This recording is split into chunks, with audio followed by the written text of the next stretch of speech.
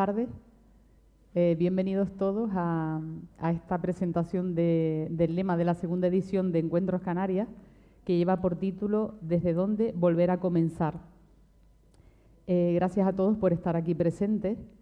Gracias a Cristina, que hemos tratado de que estuviera también aquí físicamente. No ha sido posible, pero está en directo desde los estudios de COPE Madrid, o sea que la vamos a tener aquí en real, ¿no? Y sé también del enorme esfuerzo que ha hecho para poder estar presente, con lo cual le agradezco muchísimo y le doy la bienvenida, le damos todos la bienvenida a ella y el agradecimiento profundo por estar aquí con esa sonrisa que le caracteriza. Así que gracias, Cristina. Qué gusto saludaros a todos. La verdad es que antes de la presentación quiero lamentar las dos cosas. Primero, no estar en La Laguna, que es una de mis ciudades favoritas, no de España, del mundo. O sea, quien no haya estado en La Laguna verdaderamente se pierde algo excepcional, que es la cuna de las grandes ciudades coloniales de América. Es uno de los placeres de mi vida pasear por sus calles rectilíneas. Y la otra, pues no poder estar con vosotros, digamos, físicamente, porque realmente estar sí que estamos en el corazón y estamos simultáneamente, ¿no? También lamento el estar muy cansada. Acabamos de terminar 3 horas de trabajo intenso, de grabaciones para el programa que haremos mañana y pasado en COPE. Pero, en fin, espero que me sea dada un poco de inspiración para no aburriros en exceso. Muy bien. Paso a presentarla a Cristina López Schlichting. Estuve practicando a ver si me salía bien la pronunciación del apellido. Estudió Filología Hispánica y Ciencias de la Información. Lleva 40 años en el ejercicio profesional, que comenzó en ABC, donde entró de becaria y estuvo 13 años. Buena parte de ello fue enviada especial, entre otros lugares, a las guerras de los Balcanes, Albania y Osetia. Pasó luego a El Mundo como reportera y finalmente a COPE, donde dirigió La Tarde durante 9 años y lleva 15 dirigiendo Fin de Semana con Cristina. Actualmente escribe dos columnas en La Razón y ha colaborado largamente con Telecinco, Antena 3, Radio Televisión Española, Telemadrid y 13 Televisión. Es madre de 3 hijos y acaba de tener su primer nieto. Enhorabuena. Ha escrito Políticamente Incorrecta, Yo viví en un harem y la novela Los días modernos. Su familia no era practicante, pero ella a los 18 años conoció el movimiento católico Comunión y Liberación y a cuya fraternidad pertenece. Paso sin más a hacerle algunas preguntas para que ella pueda ayudarnos a profundizar en el lema que hemos preparado para esta segunda edición de Encuentro Canarias. El lema de esta edición empieza afirmando que nos encontramos, espero que muchos de ustedes lo hayan podido leer antes, que nos encontramos en un momento histórico en el que parece que lo que impera es un cierto desconcierto. Yo creo que todos sentimos muchas veces esa impresión. Y enumera algunas de las situaciones que describen este momento: la amenaza de las guerras, el problema de la migración, la inconsistencia de las relaciones afectivas a todos los niveles, las heridas de los más jóvenes, que cada vez parecen más frágiles y sin certezas sobre las que construir, la incertidumbre que se abre frente a un futuro delante de los nuevos desafíos como la inteligencia artificial, la preocupación por el sostenimiento del planeta y tantas situaciones más, algunas sobre las cuales se quiere dialogar en estos días.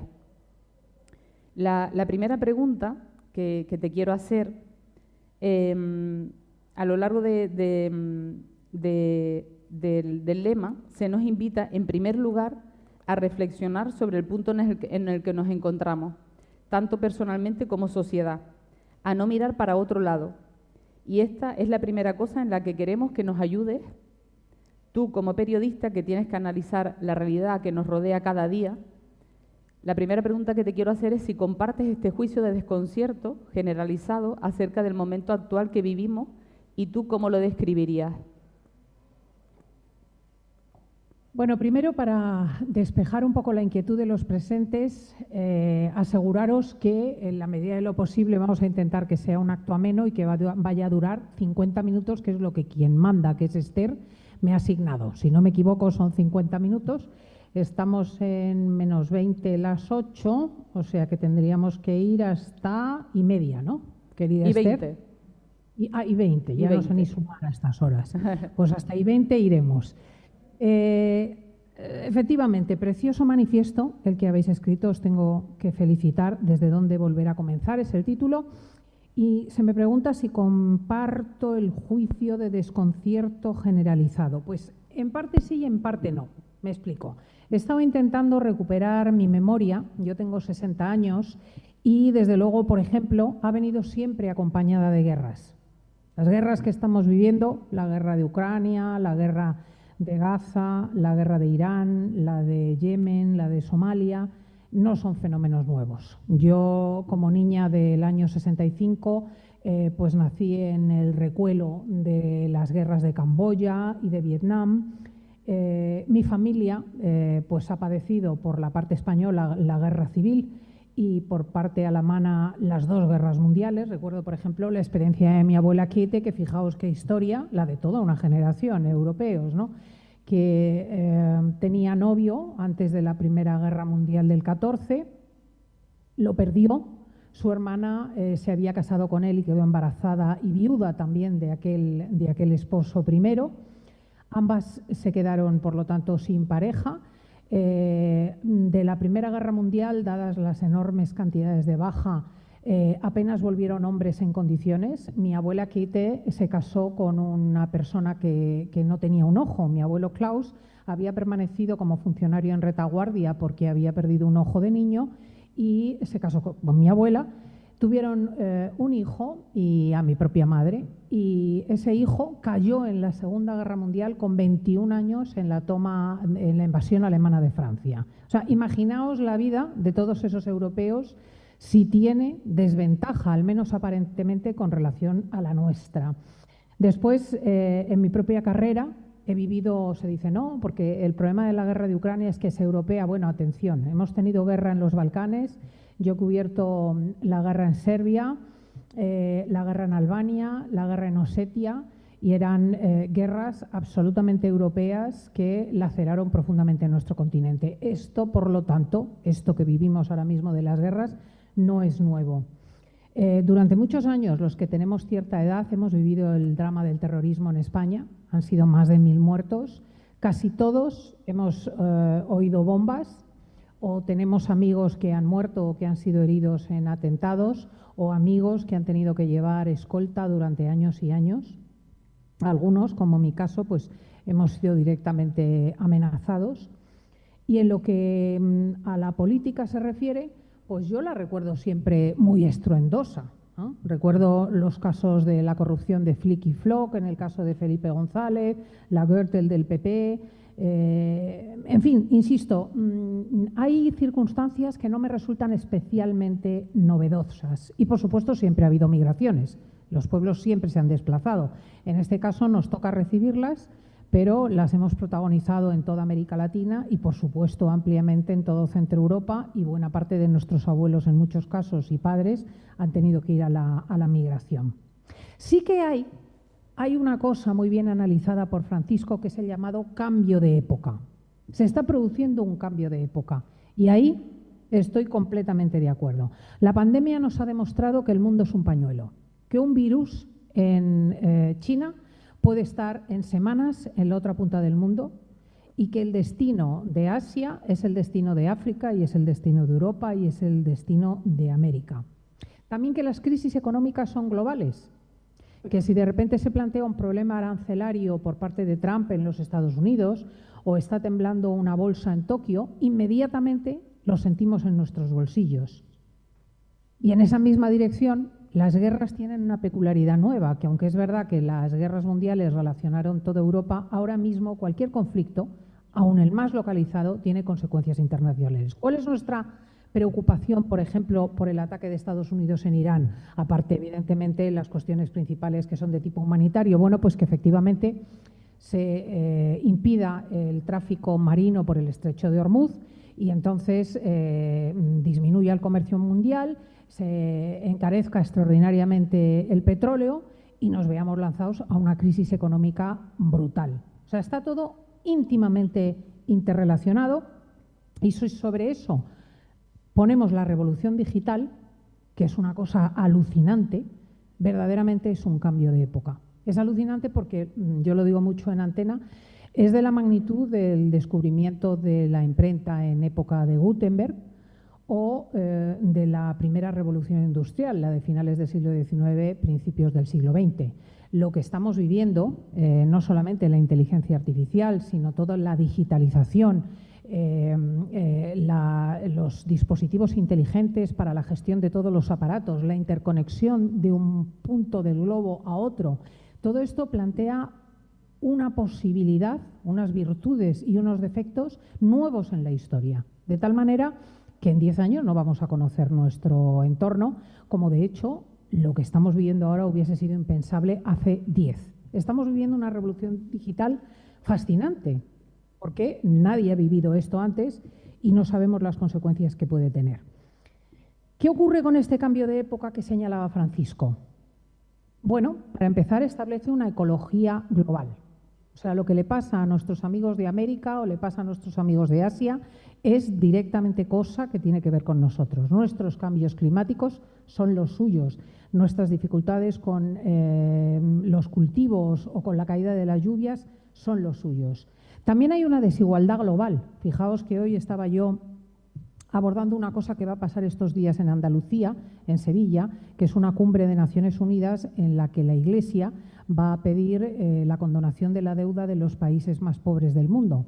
Bueno, pues en ese entorno se afirmaba que somos 8.000 millones de personas en el globo y 3.300 no acceden a la educación, la sanidad o la alimentación que necesitan. O sea, realmente en este globo interrelacionado, las desigualdades que antes se producían entre las clases bajas y altas se han trasladado a países ricos, desarrollados y países pobres en unas condiciones verdaderamente lamentables. Hay también una parte de consecuencias cercanas, por terminar sobre esta cuestión del desconcierto generalizado, que son los cambios políticos muy vertiginosos. Estos sí que son típicos del cambio de era. Me explico. Una cosa como el Brexit, la súbita salida de Gran Bretaña de Europa, que estaba perfectamente, fijaos vosotros los canarios que tenéis tantos británicos en vuestro territorio, ¿no? ¿Qué problemas han llegado a tener por este asunto? Pero es que un año antes de la salida de Gran Bretaña nos hubiese supuesto un asombro increíble que nos anticipasen lo que pasó.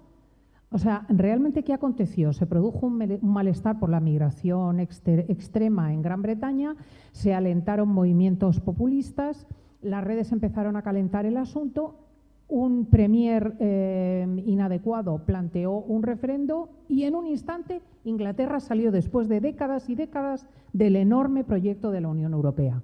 Craso error, a mi juicio, de unas consecuencias tremendas, pero insisto, súper rápido, porque las redes sociales aceleran todos los procesos de una manera increíble. Esto se puede ver en varios casos. Por ejemplo, el fenómeno Podemos, en su momento, toda esa irrupción de jóvenes y de personas en las plazas, esas manifestaciones rapidísimas, ese nacimiento ultra rápido del partido, es también típico de una época en la que las redes sociales aceleran todo muchísimo. O, por ejemplo, lo que pasó en Cataluña, ¿no?, que estamos viendo esta semana con relación al asunto de la amnistía, el intento de golpe de Estado y de ruptura de España estuvo alentado por los bots rusos, como ya ha aprobado la Unión Europea, y refleja un cambio de época en el que todo va muy rápido, con redes muy populistas y con modificaciones insospechadas. ¿Qué deciros de lo que pasa con Trump en Estados Unidos, ¿no? ¿Por qué habla así ese presidente? ¿Por qué dice de repente, no entiendo qué coño están haciendo, perdón la expresión, pero es la que ha utilizado él, ¿no?, Irán y Israel? ¿Por qué dice esas cosas? Porque en las redes prenden fuego y generan adhesiones que a él le interesan. Este cambio de era, y termino este capítulo, tiene unas consecuencias que sí que abundan en cierto desconcierto. Para empezar, el proceso educativo es completamente diferente. Ya no se trata de la relación de los padres con los hijos y de los hijos con los maestros. Ahí entra a cañón todo el proceso de las redes sociales, el grupo, que siempre ha sido muy importante para los niños y particularmente para los adolescentes, se amplía enormemente y nos encontramos todo un sistema, TikTok, Internet, las distintas posibilidades, influyendo sobre la mente de los que se están formando. Esto, evidentemente, nos pone en las familias y en los colegios ante posibilidades de bullying completamente nuevas, grabar a una persona siendo agredida, por ejemplo, y multiplicarlo en las redes, o insultarla públicamente y multiplicarlo infinitamente. Los influencers marcan absolutamente a las personas, no solamente a los jóvenes, o sea, están estableciendo un sistema de vida y están marcando nuestro ritmo de existencia y sobre todo contribuyen a una cosa que sí que nos está cambiando profundamente, que es la distracción. En la medida en que tú ya no te aburres, por ejemplo, estás esperando a alguien en frente de un ambulatorio o de un colegio y en el momento en que la cosa se demora mínimamente, pues tú sacas el móvil o el dispositivo y te pones a hacer scroll, ¿no? Realmente tu mente no deja un espacio en el que tú puedas estar a solas contigo mismo. Has entrado en una deriva colectiva que borra tu posibilidad de intimidad. Y esto está educando así a los niños, pero también a los adultos, ¿no? En ese proceso se está generando una mentalidad muy narcisista, una autoconciencia muy narcisista. O sea, el influencer sobre todo es una persona feliz y bella que te está mostrando una forma de ser que luego tú imitas y quieres que la gente ratifique con respecto a ti. Tú cuelgas tus cositas en las redes y cuantos más likes recibas, más reforzada tienes tu personalidad. Esta autorreferencialidad tiene unas consecuencias psicológicas también muy importantes, porque, entre otras cosas, te abstrae de las experiencias básicas. O sea, hay una cuestión muy importante para los hombres en épocas anteriores, que es el estar solo, el reflexionar sobre sí mismo y el medirse con los acontecimientos con los que se topa. Si tú eliminas esta soledad en un scrolling constante, si tu referencia empieza a ser el crecimiento de tu ego desde un punto de vista narcisista y te aíslas de los fenómenos que realmente acontecen, de los fenómenos físicos, ¿no? De la relación con tus padres, de hacer un juicio sobre cómo te encuentras por la mañana, de cómo ha sido tu jornada, te abstraes de la experiencia básica y entonces dificultas algo de lo que vamos a hablar esencialmente esta tarde, que es el grito, al que también alude vuestro manifiesto, que es la pregunta. Así que en ese sentido un poco amplio es mi respuesta. O sea, hay cosas a las que realmente siempre se han enfrentado los hombres. Dices, desconcierto, pues mira, las guerras, las corrupciones han sido cosa de todas las épocas. Pero es verdad que se está añadiendo algún tipo de factores que favorecen una suerte de desconcierto. Bueno, me ha parecido que has descrito perfectamente, miro para allá porque así también ella me ve de frente, o sea, con ejemplos muy gráficos, muy concretitos, de que describen ese desconcierto que a veces todos tenemos en boca, pero no llegamos como a reflexionar profundamente de qué se trata, ¿no? Y parece que a veces decimos, bueno, pues será que como todo el mundo lo dice, ya lo decimos todo, pero has puesto delante, ejemplificando muy gráficamente situaciones que todos reconocemos, donde podemos observar esta rapidez en la que va todo, esta distracción en la que todos nos encontramos muchas veces, esa mentalidad narcisista, autorreferencialidad, la influencia de las redes. O sea, me ha parecido que has expresado muy bien todo lo que describe pues ese desconcierto que todos palpamos, ¿no? Y la segunda pregunta va por ahí, que todos de alguna manera experimentamos en este desconcierto que tú has descrito, ¿no? Pues bien por las situaciones familiares en las que uno se encuentra, desafíos del trabajo cada día, las personas con las que nos encontramos en la calle, muchas veces con nuestros propios vecinos o cuando vamos al supermercado, las noticias que vemos. En el lema se describen algunas de las posturas en las que todos nosotros, en uno u otro momento, nos colocamos delante de estas provocaciones, ¿no? Muchas veces uno prefiere mirar para otro lado, ¿no? Frente a situaciones en casa, cosas que que te duelen, que no sabes cómo afrontar, pues mira para otro lado y me vado, ¿no? Con lo que sea, con esa distracción también en la que nos metemos todos. O muchas veces uno se bloquea, no sabe qué hacer y lo que hace es pues volcar la queja, ¿no? De todo va mal y de ahí no sale, ¿no? Es como un bucle en la que uno se encuentra. Pero también este momento, ¿no? Pensamos que es una llamada a restablecer un clima de esperanza y confianza, en palabras del Papa Francisco. El lema hace alusión a que este renacimiento empieza porque cada uno escuche el grito que nace en su interior y así también poder escuchar el grito de otros. ¿Es así para ti? Ya de alguna manera has arrancado con esta pregunta. ¿No te parece quizás un poco ingenuo pensar que esto de que cada uno reflexione, mire, pueda así también estar atento a otro, pueda cambiar algo? Para responder a esta pregunta tenemos que seguir el itinerario de lo que a cada uno de nosotros nos ocurre.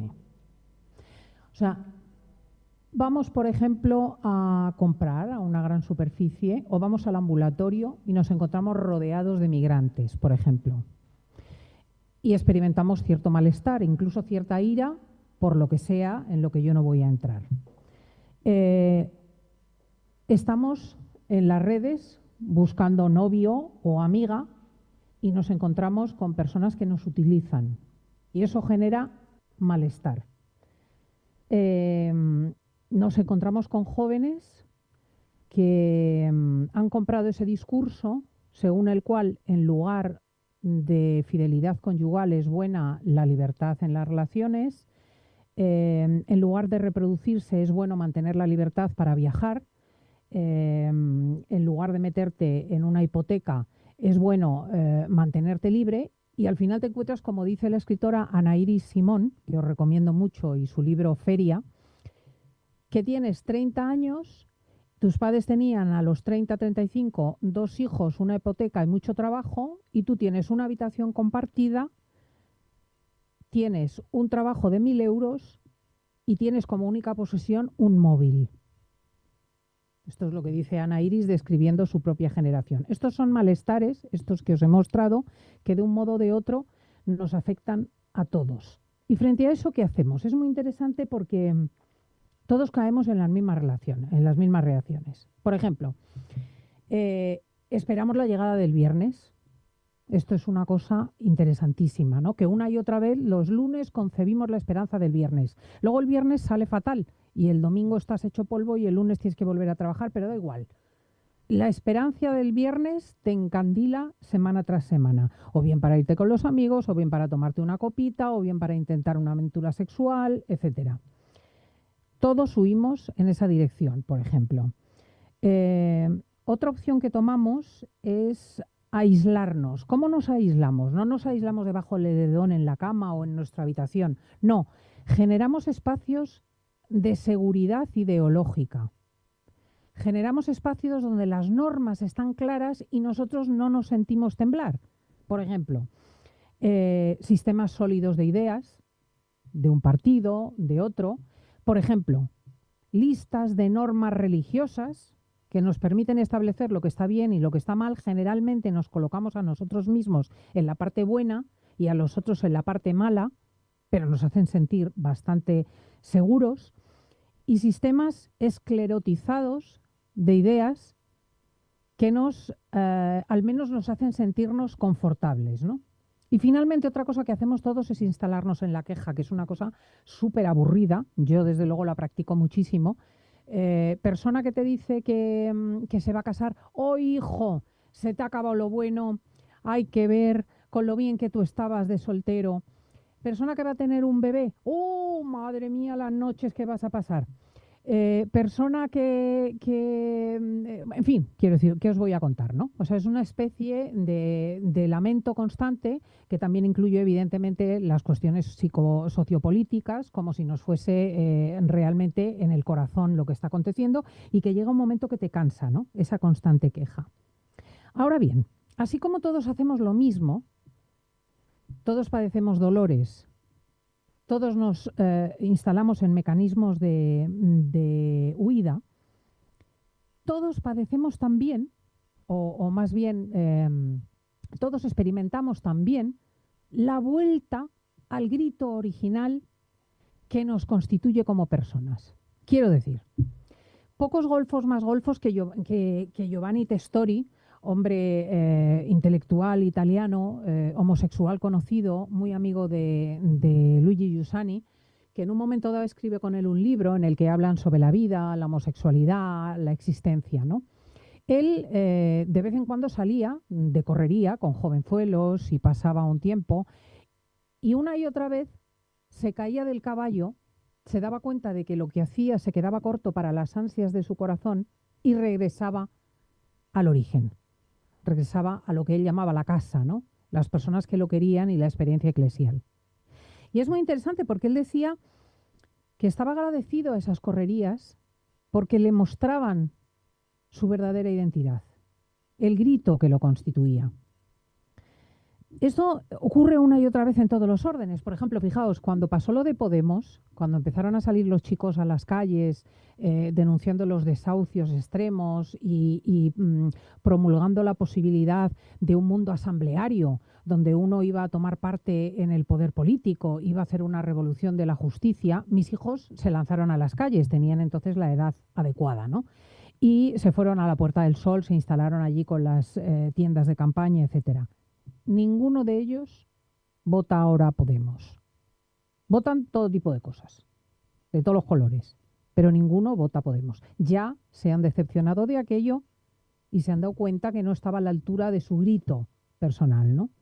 Pero es que lo mismo os puedo decir de Vox. ¿Qué pasó con los de Vox cuando de repente se encuentran con que Trump dicta unos aranceles que hunden el campo español, que van en contra de nuestros intereses, o cuando lo ven alinearse con Putin en la guerra de Ucrania?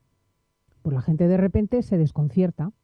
¿Y qué decir del Partido Socialista, ¿no? Que ve cómo el Partido Popular está muy corrupto y de repente la Operación Gürtel derriba el gobierno de Mariano Rajoy, viene el PSOE al poder, nos vende una idea de regeneración extraordinaria y ¿qué os voy a contar ahora, no? Estamos en el mundo coldo.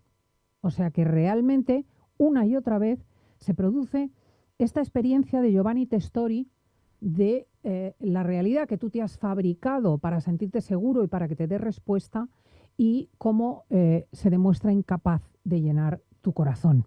Al final siempre llegan los lunes, siempre vuelven a estar ahí.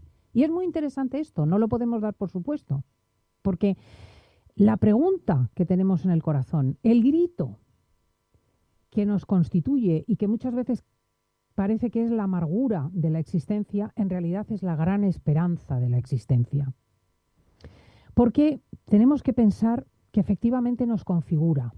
A lo mejor este grito es el signo que más nos define, el signo que un misterio infinito ha puesto de tal manera que podamos saber de dónde procedemos. Esa pregunta. Y es una pregunta que además nos une a todos, una pregunta que lo mismo tiene el migrante, que tiene el que dirige un partido o que tiene el que funda una familia. Es el grito que nos constituye. Voy a contaros una anécdota para terminar esta segunda parte, que muestra cómo nos cerramos a este análisis de la realidad donde el grito, donde la pregunta del ser humano tiene que estar en el centro. Quienes me conozcan o me hayan oído alguna vez en público, muy a menudo he contado la historia de cuando el diario ABC me mandó a Calcuta. Había muerto Madre Teresa y previamente pues hicieron una encuesta en la redacción y al final decidieron que me mandaban a mí a la India. No me apetecía mucho, era un momento del monzón, hacía muchísimo calor en la India y además a mí no me interesaba mucho la de Calcuta, porque no soporto los filántropos. Es que son tan buenos, tan buenos, tan buenos que me dan muchísima pereza, ¿me entendéis? Porque me siento muy mala, muy mala, muy mala y luego me agoto. O sea, porque si a mí lo que me plantean es una incesante caridad año tras año y desde la pobreza, pues es que no me siento a la altura. Entonces, realmente era una figura que no me interesaba mucho. Pero bueno, tenía que hacerlo y me fui a Calcuta. Y tuve una experiencia al principio muy amarga, porque iba a las distintas obras que había creado la madre y, y me quedaba admirada, ¿no? Iba, por ejemplo, a la casa de los agonizantes y veía cómo la gente era recogida de las calles y se le ayudaba a morir en una dignidad extraordinaria y cómo recuperaban muchos la esperanza en el momento de la muerte. O iba a la casa de los leprosos y veía cómo la gente que le faltaban brazos o que le faltaban piernas era recuperada para la vida laboral y volvía a tener una dignidad. Y sin embargo, al día siguiente, cuando yo había escrito mi crónica tan bonita sobre la casa de los leprosos o la casa de los agonizantes, ¿qué iba en portada del periódico? Pues como había muerto justo antes de la Madre Teresa Lady Di, pues Lady Di. Todos los días en la portada del ABC y de toda la prensa internacional salía Lady Di, que si se había enamorado en el Puente del Alma, que si se había matado allí, que la reina estaba muy triste porque la otra la había vencido en la muerte, la gente llevaba las flores al palacio, venga y dale que te cole Lady Di. Y yo, venga a sudar, porque ahí en el Monzón hacía un calor horroroso, la circunstancia laboral tampoco era muy cómoda, porque Calcuta, os podéis imaginar, no es un sitio preparado para la prensa, ni con muchos hoteles. Entonces lo que se hizo fue hacer unos pools de periodistas y fuimos ocupando todo lo que había, fondas, hoteles, todo tipo de alojamientos, pero juntos, porque no podíamos tener habitaciones individuales. Y a mí, lo cuento siempre, me pasó la peor de las circunstancias de este mundo y que me perdone el Papa Francisco, al que amo muchísimo. Y es que me tocó habitación en un hotel más bien malo, con un ventilador en el techo, pero sin aire acondicionado, viviendo con una argentina en la misma habitación. O sea, la señora hablando, la periodista argentina, y yo padeciendo aquella hiperlalia, encima con un calor horroroso, con mangas hasta abajo para que no te picase el mosquito de la malaria. Y venga a ver que por mucho que yo me esforzase, que si la casa de los huérfanos, la casa de las prostitutas, la casa de los agonizantes, y venga crónicas increíbles, una y otra vez la Lady Di en la portada. Bueno, como tengo muy mal carácter y entonces lo tenía todavía peor, pues estaba un poco quemada. Y ya instalaron la capilla ardiente de Madre Teresa de Calcuta y lo hicieron en la sede de las Hermanas de Loreto, que eran donde ella había estado antes de hacerse hija de la caridad, ¿no? De fundar su propia orden, porque su casa es tan pequeña que no reunía las características necesarias, y las de Loreto le dejaron poner en la capilla principal, en el salón de actos de su sede en Calcuta, el túmulo mortuorio, y que todo el día desfilase gente delante de la madre para despedirse de ella. Aquello se abría, yo que sé, a las 5 de la mañana con aquellos calores, y pasaban príncipes, pasaban mendigos, pasaban leprosos, pasaban extranjeros, pasaban los de allí, pasaba todo el mundo. Horas y horas y horas. El túmulo, el féretro estaba abierto, lo recordaréis, con sus manitas, con el rosario, los pies llenos de artritis reumatoide, casi como sarmientos entrelazados. Y yo estaba por ahí, sentada, y en un momento dado se me acerca un hombre de blanco, se llamaba Joseph Langford, y me dice que qué tal estoy. Y le digo que muy malamente.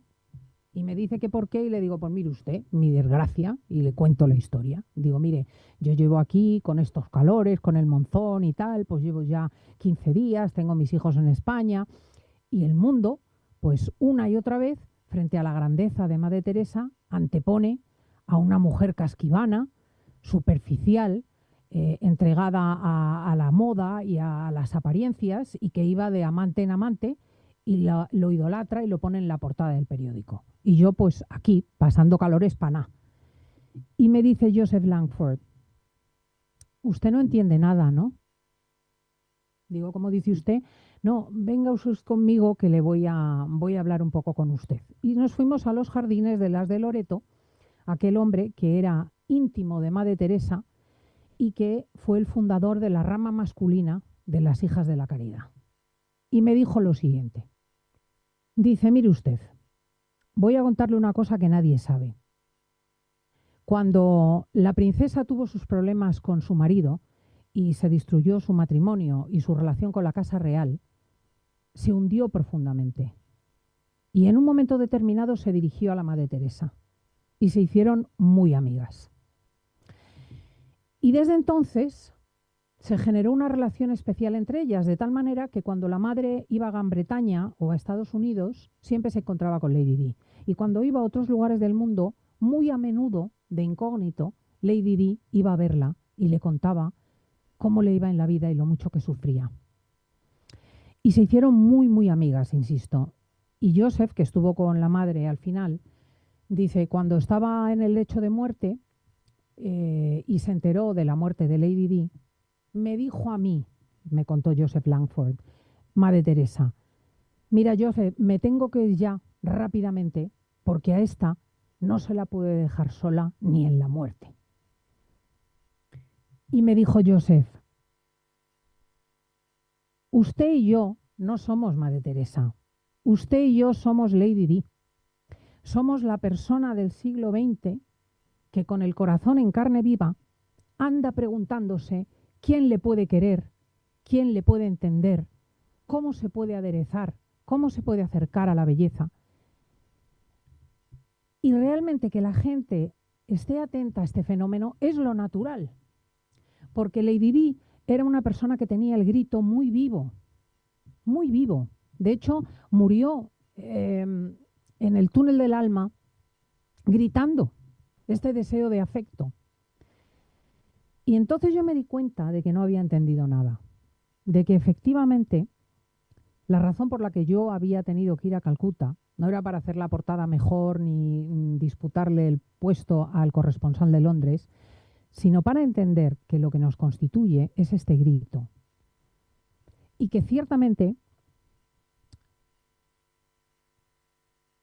lo que había enseñado a Madre Teresa es que estamos constituidos por este grito y nuestra vida es la vocación para hacer esta pregunta. Por lo tanto, es interesante que esta posición sea irreductible, que sea lo que nos define, que da igual que te vayas como Giovanni Testori de joven en joven, da igual que te afilies a un partido o pongas tus esperanzas en él, da igual que hagas un modelo de familia ideal y pongas tu proyecto en un modelo religioso, una y otra vez llegan los lunes y una y otra vez tú te tienes que preguntar para quién eres. Y ahí lo dejo ahí ahora para atender a la siguiente pregunta de Esther.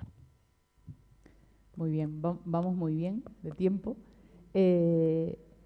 No quiero dejar escapar todo lo que acabas de decir, porque luego igual se me escapa alguna cosa, para retomar lo que acaba de decir. Es decir, este grito es algo que nos constituye. Es decir, que siempre experimentamos, has dicho, la vuelta al grito que está en nuestro origen, ¿no? Es decir, que es inevitable que uno se fabrique continuamente la realidad a su imagen y semejanza, pero siempre nos volvemos a dar cuenta, porque el corazón de cualquiera está, que la realidad no responde al corazón tan infinito que tenemos. Esta, has dicho, es la gran esperanza para la existencia, porque es el signo que más nos define, que nos lleva a saber para qué estamos llamados, y esto es lo que nos une a todos, ¿no? Hace falta, diría yo, añado a lo que ha dicho Cristina, la lealtad con el corazón de Lady Di, de la Madre Teresa, y la tuya, estando allí después de esta conversación con este hombre, para decir, es que no he venido aquí para hacer esto o lo otro, para hacer un reportaje que salga en portada, sino para darme cuenta de este grito que es lo que nos constituye. Entonces, esta es la primera lealtad, es la primera como provocación que lanza el lema, ¿no? Y la tercera pregunta que quiero hacerte, pues seguramente en tu vida, ¿no?, habrás experimentado muchas situaciones personales, ya has descrito algo, ¿no?, en las que parece que los caminos se tuercen y uno pierde el sendero. Todos hemos pasado por ahí. También te habrás sentido muchas veces desconcertada delante de tantas situaciones en el mundo que nos rodea, o en la propia situación personal. Pero también me consta, porque me han llegado muchas cosas, que eres una mujer que tienes también la experiencia de haber vuelto a empezar muchas veces. Y lo que también queremos que nos ayudes es qué te ha permitido hacer esta experiencia y desde dónde has vuelto a comenzar. ¿Qué es para ti esas piedras firmes que te permiten mirar este grito a la cara y volver a comenzar una y otra vez?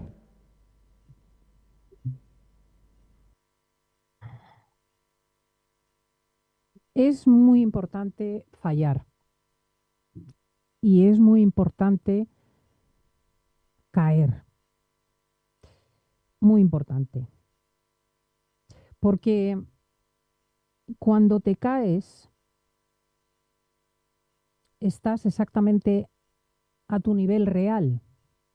Cuando se caen todos los pilares que has construido para tu propia grandeza o para tu satisfacción o tus falsas seguridades, entonces te pones al nivel donde tienes que estar. Y justo ahí es donde puedes pedir. Solo puedes pedir ahí.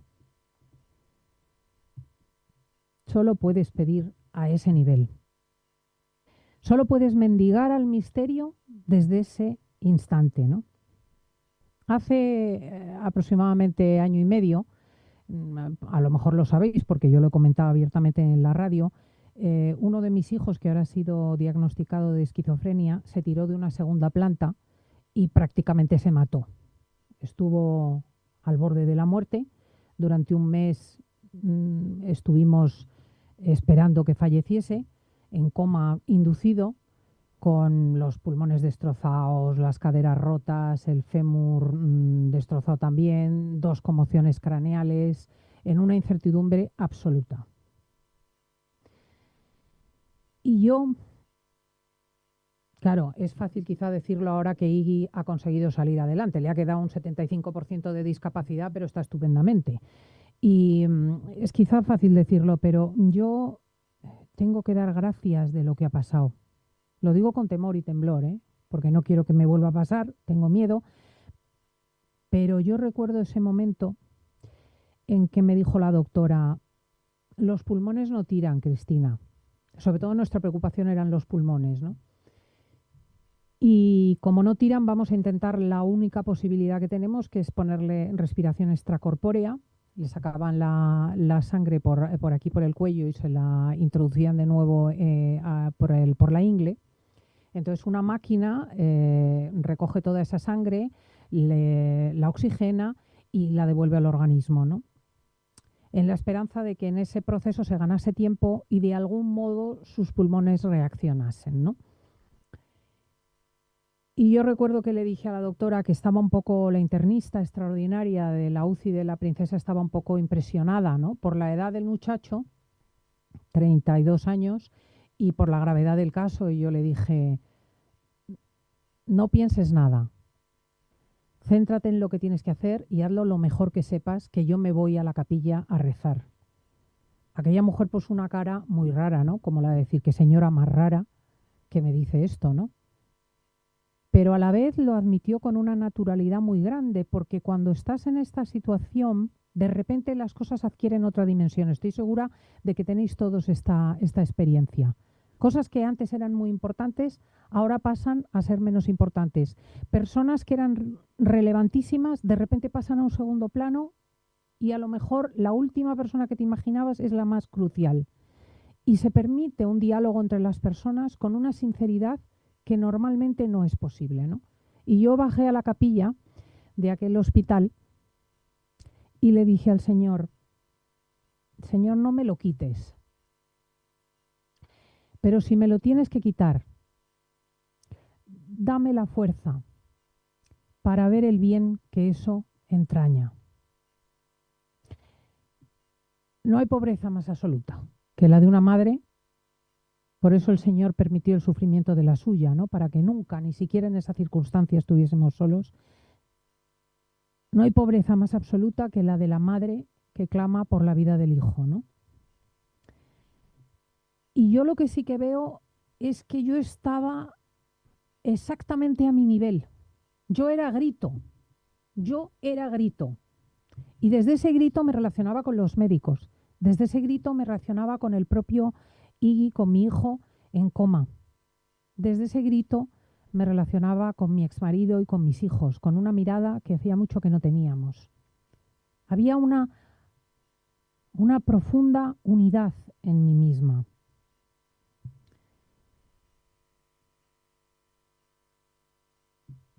Estos callejones sin salida sirven, son salidas y fallar sirve.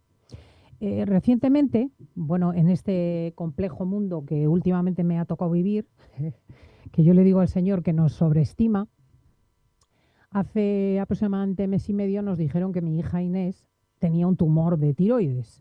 Digo, bueno, ya está bien, ¿no? Ya le toca un poco a otro. Y bueno, la operaron, le quitaron la mitad del tiroides y tenían que biopsiarlo todo porque en principio la sospecha era de una neoplasia folicular, era de un cáncer, y ayer nos han dicho que no, que es un tumor benigno y que no va a tener que hacer ni terapia radiológica, ni quimio, ni nada. Pero fijaos, ya esta vez con esta hija el camino fue diferente, porque yo decía, si el Señor nos sacó de la circunstancia anterior, que era inimaginablemente horrible, el Señor nos va a sacar de esta. O sea, yo había hecho un juicio sobre lo acontecido y ya reposaba sobre una experiencia. En consecuencia, circunstancias que en principio pueden ser deleznables y que yo no deseo a nadie ni quiero que se repitan en mi vida, pueden ser extraordinariamente útiles. Se parte, la pregunta de Esther es, ¿de dónde partir? Se parte de aquí, se parte de la pobreza absoluta, se lanza el grito hacia el misterio y se une uno a los mendigos, a los que no censuran este grito. A esos que también hacen ideologías, también hacen saliditas para buscar muchachitos, también hacen todo lo que hacen los demás. Pero una y otra vez lanzan su grito al misterio y experimentan lo que pasa entonces, que es a lo que yo os invito. Y para terminar, os voy a contar una historia que he vivido hace muy poco con motivo del entierro de Francisco en Roma. La más bonita historia que ha tenido lugar en sus, para mí, que yo haya vivido en sus funerales, ¿no? Que es la historia de Minerva. Para que veáis lo que puede ocurrir cuando una persona está en lo más profundo, cuando grita, lo que puede llegar a acontecer y cómo puede llegar a encontrar a los que gritan como ella, ¿no? Cuando el cuerpo de Francisco llegó a la basílica donde está enterrado, donde está junto a la capilla de la Virgen, fueron a su encuentro un grupo de transexuales y de mendigos. Esas cosas que le pasaban a él. Y yo le dije a Eva Fernández, nuestra corresponsal en Roma, Eva, consígueme un teléfono de uno de estos transexuales. Bueno, y Eva dice, Cristina, nunca me han pedido de la COPE semejante petición. Digo, bueno, tú consíguemelo. Y me consiguió el teléfono de una mujer, antes un varón, que vivía en Ostia y allí ejercía la prostitución. Y fui y hablé con Minerva, así se llama esta mujer, ¿no? Y Minerva me contó que es colombiana, que había nacido en una familia católica en Colombia, había servido en la parroquia a los 20 años desde su más tierna infancia y en determinado momento empezó a darse cuenta de que era homosexual y lo comentó en la parroquia y en la familia. Y para su espanto, la reacción fue terrorífica. O sea, no solamente le dijeron en la parroquia que no se molestiase en volver llamas, sino que su propia familia la echó de casa. ¿Qué hizo Minerva? Pues lo que hacen muchas veces los jóvenes en esta circunstancia, ¿no? Sin además oficio ni beneficio en aquel país, os podéis imaginar, pues acabó en las calles de chapero y dedicándose a la prostitución. Bueno, fue dando pasos en este camino terrorífico, después pasó a Argentina y en Argentina muy astutamente, en este mundo tenebroso, le dijeron, mira, si tú te operas, si te pones pecho, etcétera, vas a tener muchísimo más dinero en este mundo, porque el mundo trans es muy fecundo desde el punto de vista pecuniario en la prostitución. Y dice, yo me lo estuve pensando. Y cuando me fui a Italia, me operé por eso. Y me dijo Minerva, fíjate, Cristina, dice, yo no quería cambiarme el físico.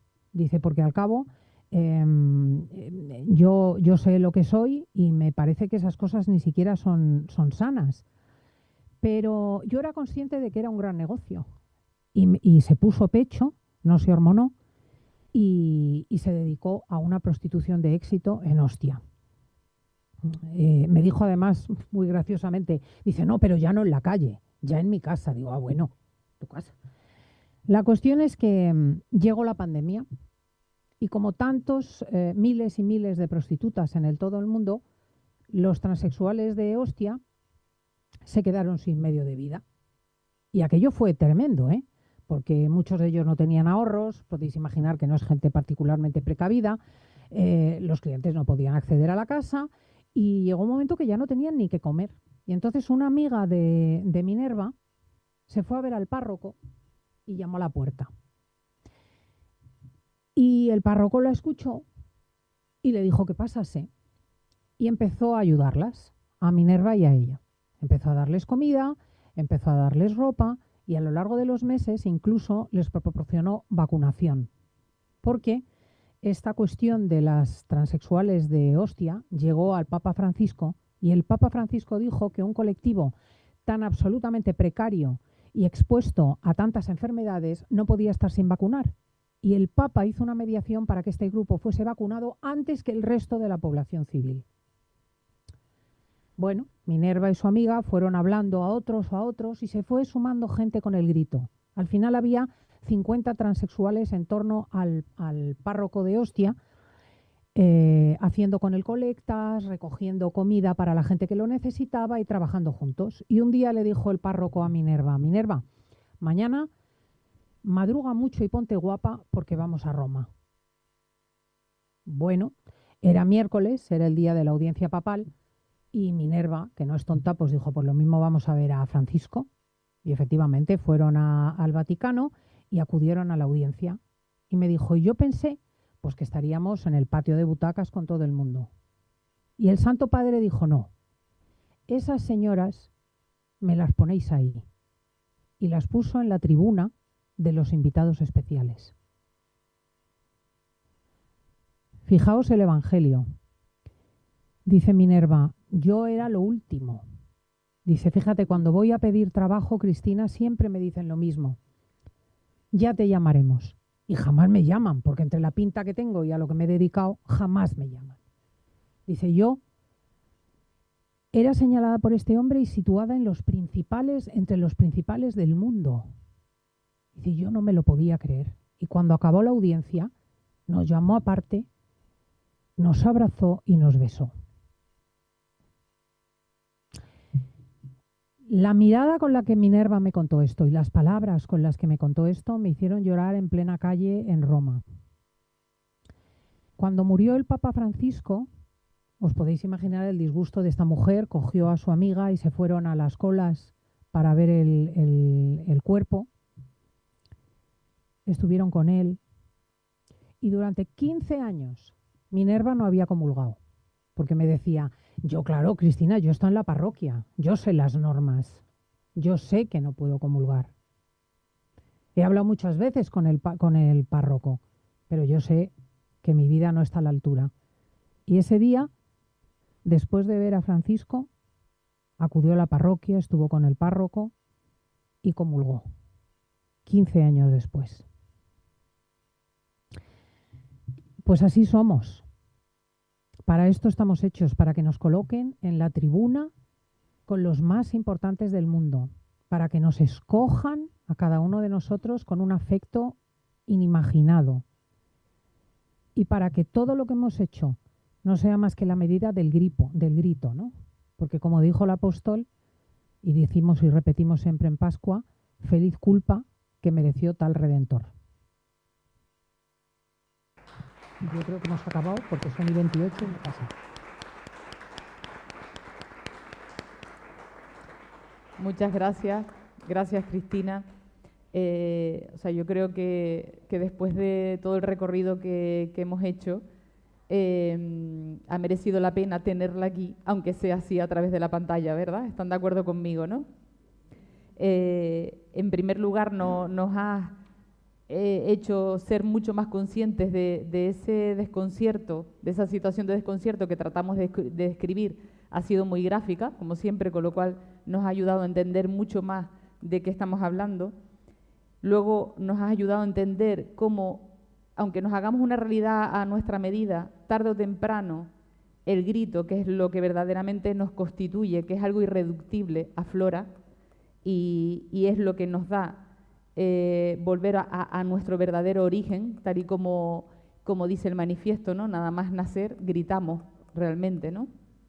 Y has descrito toda tu historia con tu hijo, que sí que conocemos, ¿no? Y has dicho, yo era ese grito, es lo que un momento en el que te hizo darte cuenta totalmente de ti misma, ¿no? De lo que eres totalmente, de lo que te constituye. Como esos callejones, que los llamamos callejones sin salida, se convierten en salidas realmente si uno se coloca así como un mendigo. Has hablado del misterio, has hablado del Señor, porque para ti es el Señor, ¿no? Para otros que estamos aquí, pues para uno será simplemente a lo mejor el misterio, ¿no? No llega a decir el Señor, el Redentor, pero sí que es verdad que para cualquiera tiene que ser, o sea, lo más razonable es decir el misterio, que tú has dicho el Señor, ¿no? ¿Por qué? Porque igual que como dice el manifiesto, sería algo irracional que uno se diera cuenta de este grito y no te abrieras a la posibilidad de que hay alguien, podemos llamarlo misterio, podemos llamarlo Señor, que responde a este grito. Y el verdadero punto de partida, como has dicho, es esta pobreza absoluta que se convierte en grito, como tú en la capilla de rodillas, ¿no? Pidiendo por tu hijo. Y eso es lo que único que nos hace unirnos a todos, ¿no? Reconocernos como mendigos, reconocernos como pobres y por lo tanto es lo único que nos hace ser verdaderamente amigos, porque es verdad también que este camino no lo puede uno hacer solo. En estos días creo que este punto de arranque, de presentación del manifiesto, nos coloca muy bien en cómo estar aquí estos días, estar atentos a lo que verdaderamente nos constituye para que todo lo que tengamos delante nos hable y para estar siendo verdaderamente amigos, ¿no? Reconocernos como mendigos en cada cosa que sucede aquí, en una charla, en un concierto, en una conversación con un amigo tomándote una cerveza, en lo que sea, ¿no? A continuación, a la salida, doy unos pequeños avisos. Cristina, por favor, no te vayas. A la salida tendrán disponible la mesa de ventas, está abajo en el patio central. La exposición estará abierta hasta las 8 y mañana de 10:30 a 8. Pueden reservar su pase desde las 10 hasta las 10:30 en la venta de libros. Les invitamos a participar del próximo acto que tendrá lugar en esta misma sala a las 8, ahora dentro de un ratito, con el título ¿Están los jóvenes de hoy más heridos?, que nos ayudará a seguir profundizando. Esta mesa redonda reunirá a expertos y profesionales para la reflexión sobre el bienestar emocional y las complejidades de las nuevas generaciones. En el patio central tendrán disponible una taberna hasta las 10 y si gustan tomar algo. Y a las 10:30 en el patio central habrá una obra de teatro titulada No hay ladrón que por bien no venga, de Darío Fo. Y sin más, agradecer a cada uno de ustedes que están aquí y especialmente agradecer a Cristina por el esfuerzo y por habernos acompañado y habernos ayudado tanto a profundizar en el lema de este Encuentro Canarias. Y por supuesto con la invitación de que tiene que venir a la laguna a pasear por estas calles y a tomarse algo. Querida Esther, enhorabuena por haber glosado mi pequeña intervención de este modo. Muchas gracias a los presentes, de verdad. Mi cariño y mis oraciones, mi deseo de que sean unos días realmente fecundos, mi pena por no estar en la laguna, doble por la belleza de la ciudad y por el deseo de conoceros a todos. Y mi única indicación es, al misterio no se le puede sustituir, lo llamemos de un modo o de otro. Hay que dejarlo simplemente actuar. Nosotros gritamos y el misterio tiene que responder, pero hay que exigírselo. Responde tú. Hay que darle ese espacio. Muchísimas gracias, de verdad. Gracias a ti. Un aplauso.